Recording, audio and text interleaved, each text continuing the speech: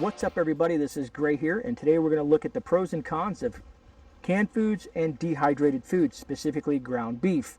Today we have the Mountain House ground beef and we have the Keystone ground beef, two of my preferred varieties of the foods. And we're going to look at, what should you choose? What is best for you? At the end of this little video, we're going to talk about that and what I suggest, at least from my perspective, what you should do, asking someone who's been doing this for roughly about 17 years. So let's look at the nutritional value. So the freeze drying process, when they process things through the freeze dryer, let's say a lot of you folks are familiar with Harvest Right.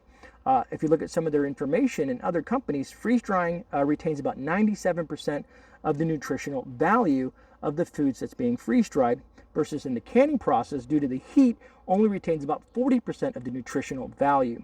So you are going to get a lot more nutritional value out of a freeze dried product versus a canned product. That's one of the pros here for the freeze dried. Now also you're going to look at weight.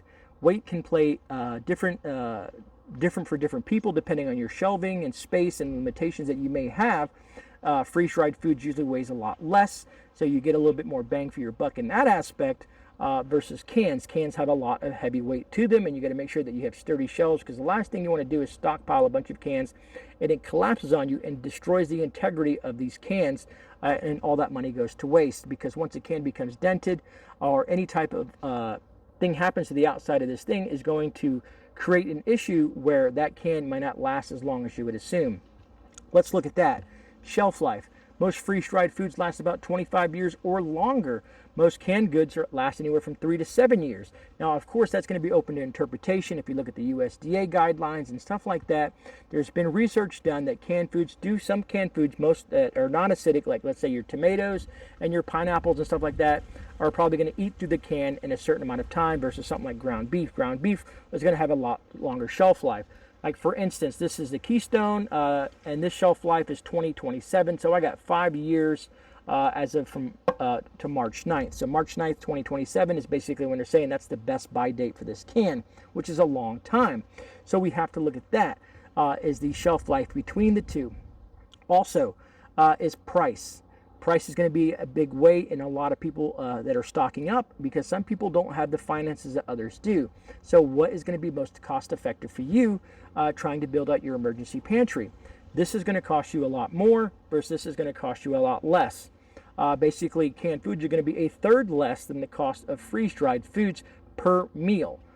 Now, nutritional value, like I said, you're going to get more nutrients for this, and you're going to, like I said, the weight difference between the two. So like I said, there's some pros and cons right there. Now, for both, this is one thing that you want to make sure that you have on hand, and that is a can opener. No, I don't mean your electric can opener. I mean a manual can opener, one that you can turn yourself. Some people are very handy with a blade, or let's say one of your P32 can openers, and knowing how to use that to open either one of these. A lot of people ask me about the pop top cans, the cans that have that little thing that you can pop open.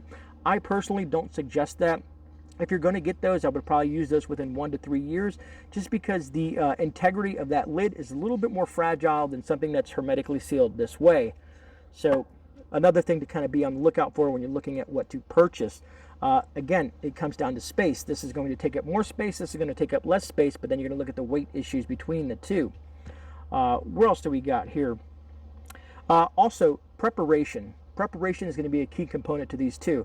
It's going to take a lot more preparation to do the freeze-dried meat versus just basically opening this can up, because this is already pre-cooked beef that you're going to be opening this can up and eat right out of the can. If you don't want to heat it up and you want to eat it cold, you can, because it's already pre-cooked and salted. So this you can open up and you can consume right away. Now this, you're going to have access to drinkable water. And the reason I like to express that is because you just don't want to use any water to rehydrate your food. So if you're in an emergency situation and you don't have access to drinkable water, that's going to create an issue. Now, if you have a Berkey filter or some way of boiling water and heat and all that process, then of course you can filter that water and use it to rehydrate this food. So there's going to be a lot more preparation into the freeze-dried foods versus the canned foods. Another difference between the two that you need to kind of incorporate in your emergency preparedness plan. So you need to look at the difference between these two and see which one is going to work for you in a pinch, especially in an emergency situation. Like I said, they both have their pros and cons. Also, I'm trying to think anything else I wanted to add to that. And also, another key component to these two is the ability to find the stuff. And what I mean by that is, can you find canned goods or can you find dehydrated foods easier?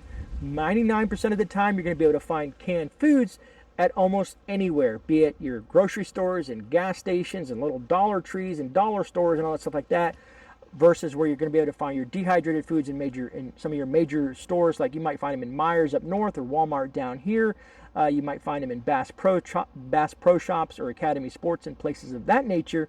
So, you know, being able to find the two is going to be, so these are going to be cheaper and easier to find and ready to eat. So those are the pros. Again, the shelf life is going to be coming into play.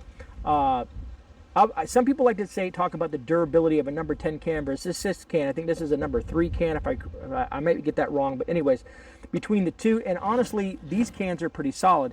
And I think when a lot of people talk about freeze-dried foods and their integrity issue, I think they're talking about the bags, because people say that, you know, some freeze-dried foods have issues with rodents, punctures, and insects, and I think that's going to fall along the lines of more of the bagged freeze-dried foods versus the number 10 freeze-dried foods when it comes to the rodents and pests and whatnot. Now, with any one of these, you want to store them in a certain area. Some people say that you don't have to store these the same way that you store cans. I do. From my perspective, I like to keep both of these in a cool, dark, dry place. You don't want to put them on the ground. You don't want them to be around moisture and humidity and stuff like that, because then that will create rust, and that's going to create an integrity issue with these cans. Just like this. If I pull this off, basically, if you look at the two, they're basically roughly out of the same material. That being said, if they're both, any one of these get moisture to it, they have the vulnerability of, you know, creating rust. And of course, that's going to bring more issues down the road, which destroys the integrity. And then you're going to have to worry about the food being a loss, being, you know, you don't want to, of course, as we've discussed plenty times, and people have probably told you, a dented or bulging can is something you don't want to do. Or if you open up a can and it smells bad or has a weird odor or look to it, you kind of want to stay away from it. Freeze-dried foods, you don't really see that because it's freeze-dried. So there's another key difference between the two.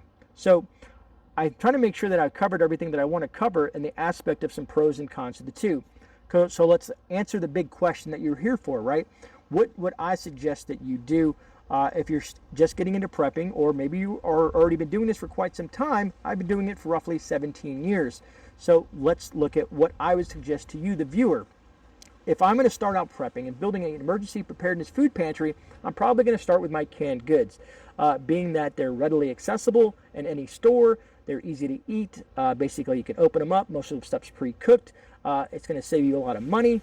But that being said, I would also, when you have the time and money to do so, is to invest in freeze-dried foods. You want to have a bit of diversity in your emergency food pantry, because if something was to go wrong with this, you always have this as a backup. This is the kind of thing that you have to keep track of. You want to date, you want to rotate, you know, first in, first out kind of situation. This you kind of put somewhere and you can kind of forget about it in that aspect. So this is the extreme long term. This is something that you're going to have to put a little bit more effort into. So there's some more pros and cons to having this food. But from my perspective, I would invest in both. But first, starting out, I would go with the canned foods first and then move over to the dehydrated foods, just because of the cost effectiveness.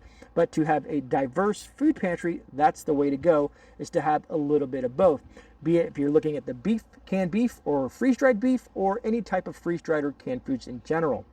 Hopefully that answers some of the questions that you folks have been asking and wondering about in regards to freeze-dried food and canned food. Of course, what I would love to hear from you is, what do you see any pros and cons in either one of these? Can you put those down in the comments? I would like to hear from you if you would choose freeze-dried foods, if you would prefer canned foods, and why? Why would you choose that? And do you feel that, you know, that it's cost effective in either direction? If you see other pros and cons that you can point out that I may have missed, drop those down in the comments as well, because the community loves to have these discussions down there in the comments. People read into it and they learn from not only me and myself, but from you, the viewers, as well, and the comments and the interaction that you guys do on the channel. Other than that, I think this about wraps it up. Hopefully I answered most of the questions that you guys were trying to, you know, ask me in emails and whatnot. If you did get any value out of this, please hit that thumbs up button. I would truly appreciate that. I wish everyone a blessed day. Thank you for being here. This is GreyMan, and I'm out. I'll see you guys on the rebound.